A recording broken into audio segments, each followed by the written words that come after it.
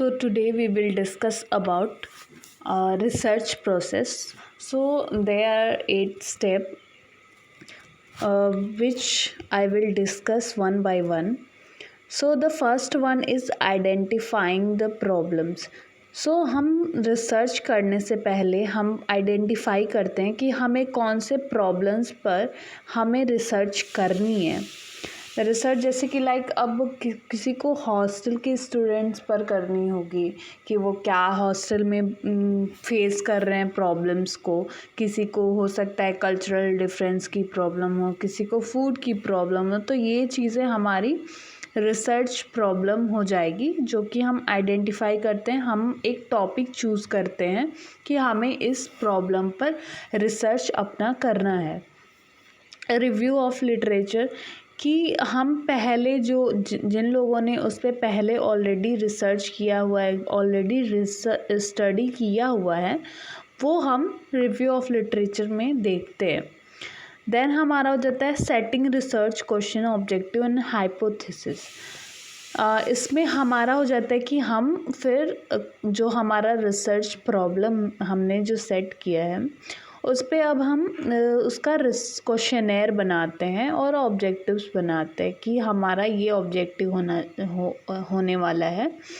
तो ये चीज़ें हमारी आ जाती। क्वेश्चनेयर मतलब कि हम क्वेश्चन सेट करते हैं कि क्या हो, मतलब कि उस प्रॉब्लम से रिलेटेड जितने भी क्वेश्चंस बनते हैं उससे हम क्वेश्चनेयर सेट करते हैं।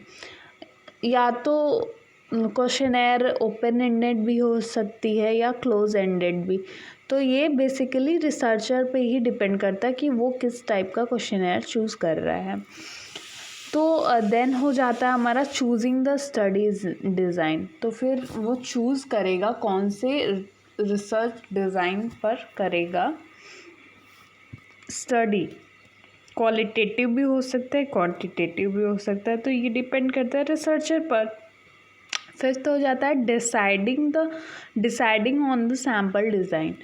फिर वो अपना सैम्पल डिज़ाइन करेगा कि मुझे किस टाइप का सैम्पलिंग डिज़ाइन लेना है। या हो सकता है प्रोबेबिलिटी नॉन प्रोबेबिलिटी सैम्पलिंग ले ले कि हम किसी को भी चूज़ कर सकते हैं। प्रोबेबिलिटी का मतलब कि हमारा एक डेटा, हमने एक कैटेगरी रखी हुई है, उसी कैटेगरी के बीच में हमें लोगों से डेटा कलेक्ट करना है।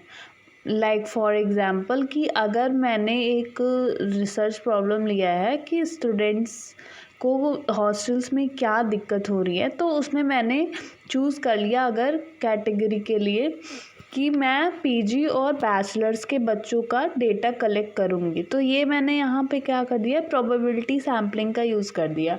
बट अगर मैं नॉन प्रोबेबिलिटी की बात करूँ तो उसमें ये हो जाएगा कि सिर्फ मेरे को हॉस्टल्स के बच्चों का डेटा कलेक्ट करना है, बट मैंने अब उनमें कोई कैटेगरी नहीं चूज़ की। तो ये मैं किसी भी हॉस्टल्स के बच्चों का ले सकती हूँ। तो यहाँ पे ये एक एडवांटेज होता है नॉन प्रोबेबिलिटी का, ये ईज़िली मिल जाता है। बट इसमें एक ये रिस्क रहता है कि इसमें हाई रिस्क होता है अनबायसनेस का और डेटा गलत होने का भी। तो ज़रूरी नहीं है कि अब मेरे सामने वाला बंदा हॉस्टल में ही रहता हो, ये तो झूठ भी बोल सकता है, तो वो वहाँ पे मुझे गलत सैंपल भी मिल सकता है। और प्रोबेबिलिटी सैम्पलिंग में यही होता है कि उसमें जो सैम्पलिंग मिली होती है उसमें कोई बायसनेस नहीं होती है। और उसमें जो डेटा कलेक्ट करते हैं ये एक डिसएडवांटेज है कि काफ़ी टाइम लेता है और टाइम टेकन होता है एंड उसमें पैसे भी खर्च होते हैं। तो ये एक डिसएडवांटेज होता है प्रोबेबिलिटी सैम्पलिंग का। देन हो जाता है हमारा कलेक्टिंग डेटा। फिर हमने जो हमने क्वेश्चनेयर बनाया होता है उससे हम लोगों से डेटा कलेक्ट करना शुरू करते हैं। फिर जो हमारा डेटा कलेक्ट हो जाता है, फिर प्रोसेसिंग एंड एनालाइजिंग, फिर हम उससे एनालाइज करते हैं कि हमने जो एम बनाया था क्या वो हम उसे फुलफ़िल कर पा रहे हैं या नहीं, हम उस डेटा को एनालाइज करते हैं।